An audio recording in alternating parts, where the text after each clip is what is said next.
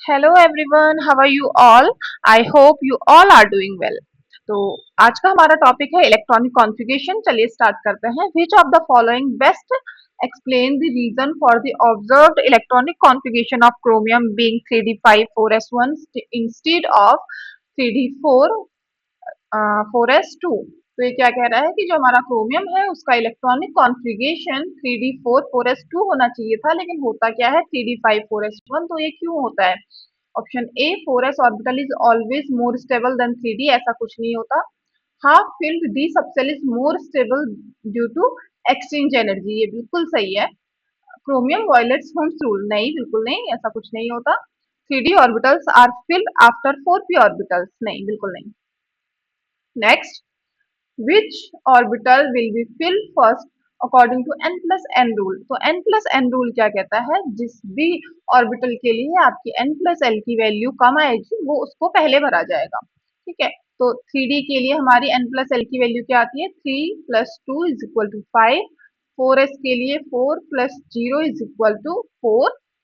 4p के लिए 4 plus 1 is equal to 5 और 5s के लिए 5 plus 0 is equal to 5। तो सबसे कम किसके लिए आ रही है? 4s के लिए, तो 4s हमारा करेक्ट आंसर हो जाएगा।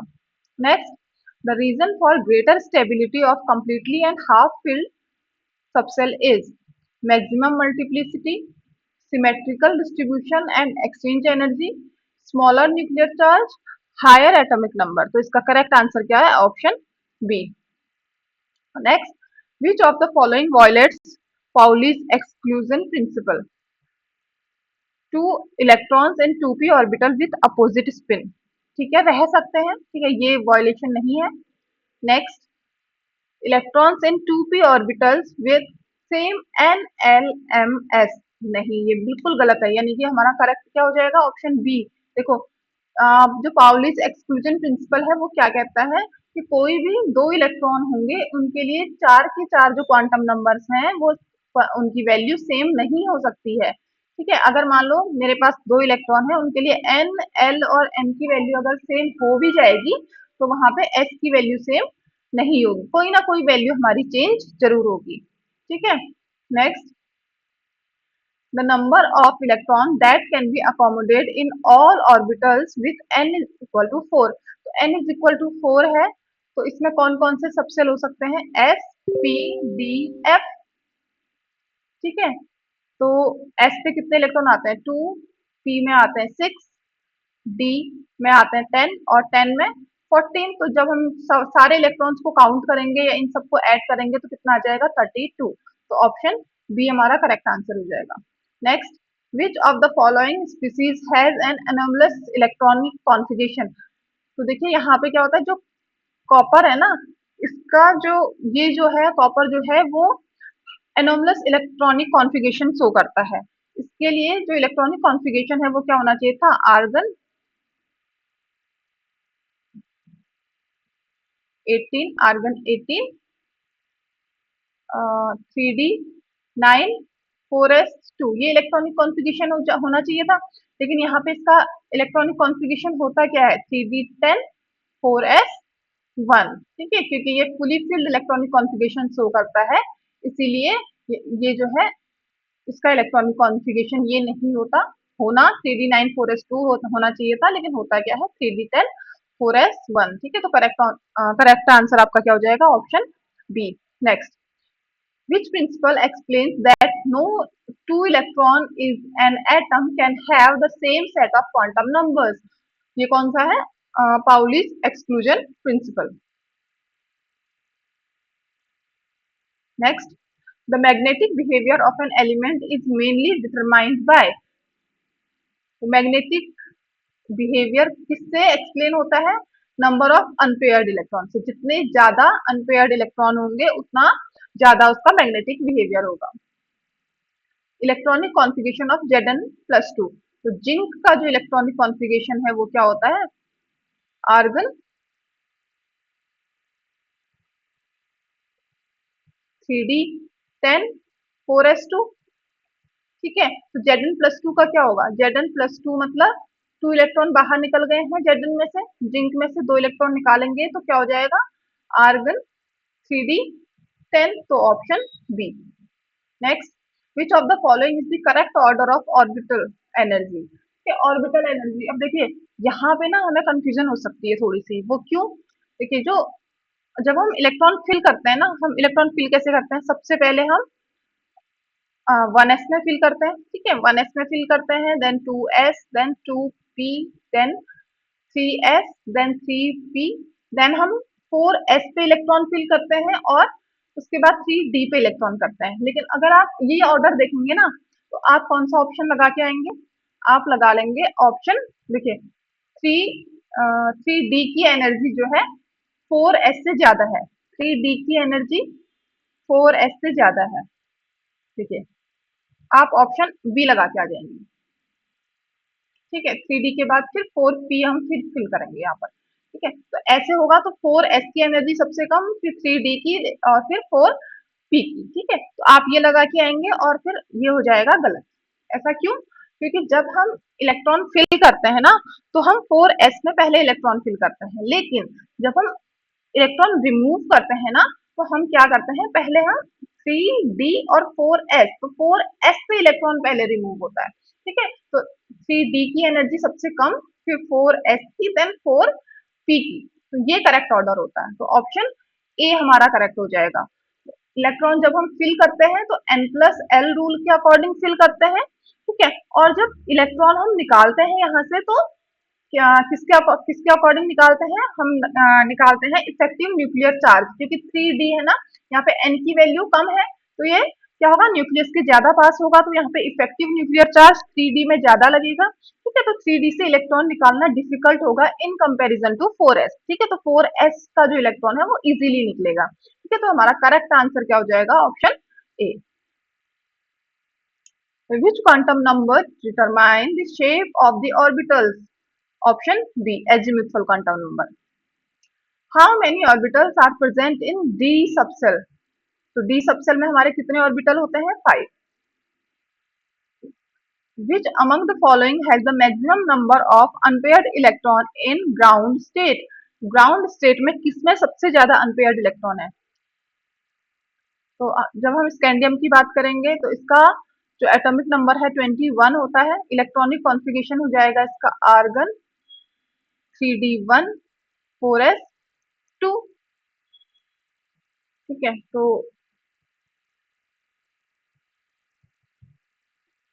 4 5 3d1 4s2। मैग्नीज का 25 होता है एटॉमिक नंबर, तो इसका जो इलेक्ट्रॉनिक कॉन्फ़िगरेशन हो जाएगा वो हो जाएगा 3d4s2 3d5 1 2 3 4 5 4s2। क्रोमियम का हो जाएगा आपका, क्रोमियम का एटॉमिक नंबर होता है 24, तो इसका होता है 3d5 4s1 इलेक्ट्रॉनिक कॉन्फ़िगरेशन। तो जब इलेक्ट्रॉन फिल करेंगे 1 2 3 4 5 और 4s में 1, और आयरन का होता है 26 3d6 4s2 1 2 3 4 1 2 3 4 5 1 2 3 4 5 6,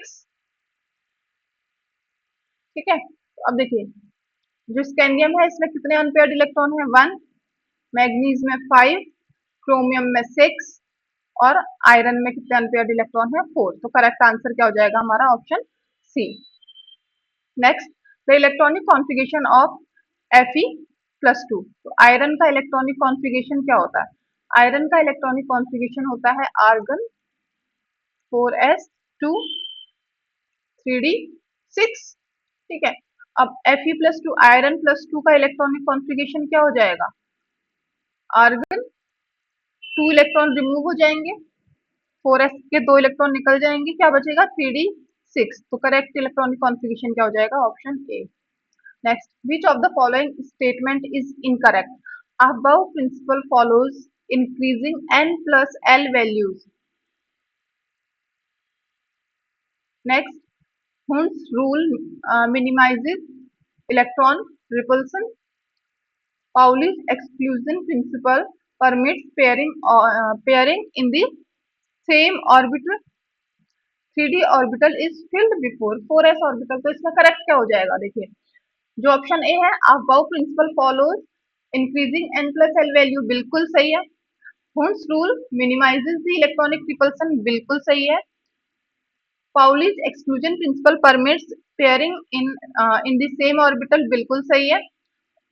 इनकरेक्ट पूछा है ना, 3d orbital is filled before 4s, नहीं 4s पहले फिल होता है और 3d बाद में। तो यहाँ पे हमारा करेक्ट आंसर क्या हो जाएगा? Option D. इनकरेक्ट पूछा था ना हमसे, तो ऑप्शन डी हमारा करेक्ट आंसर हो जाएगा।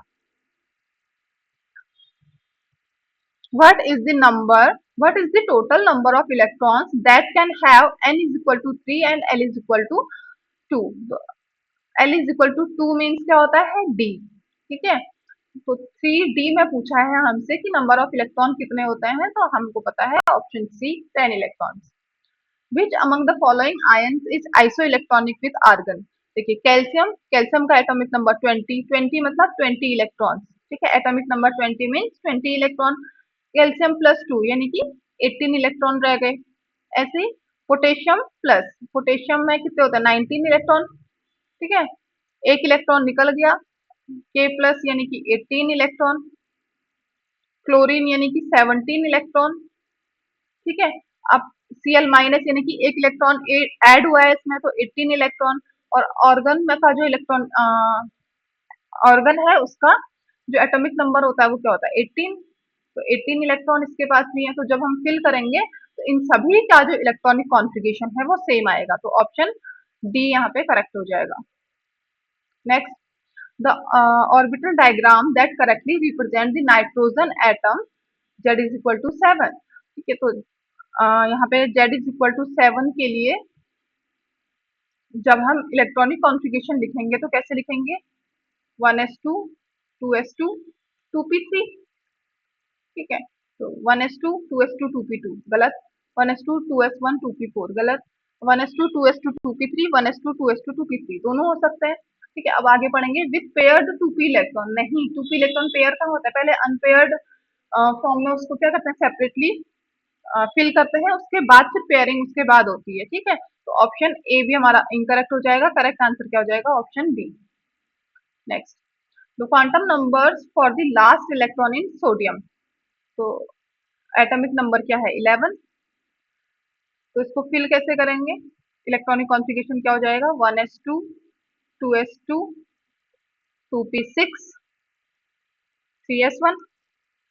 ठीक है, तो n की वैल्यू 3, s की वैल्यू 0, L की वैल्यू यहाँ पे क्या हो जाएगी? L की वैल्यू सॉरी L की वैल्यू 0 हो गई। M की वैल्यू हम कैसे निकालते हैं? M की वैल्यू होती है minus L two plus L। ठीक है, तो L अगर 0 है तो M भी क्या हो जाएगा हमारा? यहाँ पर M भी हमारा 0 हो जाएगा। ये L है, ये N है। ठीक है, और S की वैल्यू क्या होगी? देखो, जो हमारा फर्स्ट इलेक्ट्रॉन है ना, फर्स्ट इलेक्ट्रॉन की जो स्पिन है वो हमेशा हम बाय कन्वेंशन क्या मानते हैं? Plus half. ठीक है, तो 3 0 0 plus half, 3 0 0 plus half, option A. Which of the following elements has a filled d subshell in its ground state? देखिए, यहाँ पर जो हमारा निकिल है ना, इसका इलेक्ट्रॉनिक कॉन्फ़िगरेशन क्या हो जाएगा? 4s2 3d8। जिंक का हो जाएगा 4s2 3d10। कॉपर का हो जाएगा 4s1 3d10। और आयरन का हो जाएगा 4s2 3d6। ठीक है, तो यहाँ पे क्या पूछा है कि which element has a filled d subshell in its ground state? तो देखिए, यहाँ पर ना एक कंफ्यूजन हो सकती है। देखिए, निकिल तो नहीं होगा, आयरन भी नहीं होगा। ठीक है, अब कॉपर का भी जो डी सबसेल है वो फिल है, और जो जिंक है उसका भी डी सबसेल जो है वो फिल है। ठीक है, लेकिन अब देखिए, इन दोनों में हम कैसे सिलेक्ट करेंगे कि हमारा आंसर कौन सा होगा? देखिए, अब बी के बेसिस पे तो हम इनको डिफ्रेंशिएट नहीं कर पाएंगे, तो हम क्या देखेंगे? इसका 4s देखेंगे। देखिए, यहाँ पे जो जिंक है ना उसमें 4s भी कम्प्लीटली फिल्ड है और 3d भी कम्प्लीटली फिल्ड है। ठीक है, तो इसीलिए हम आंसर इसका क्या लगाएंगे? Option B. ठीक है, तो आई होप आपको आज की वीडियो पसंद आई होगी। Thank you so much.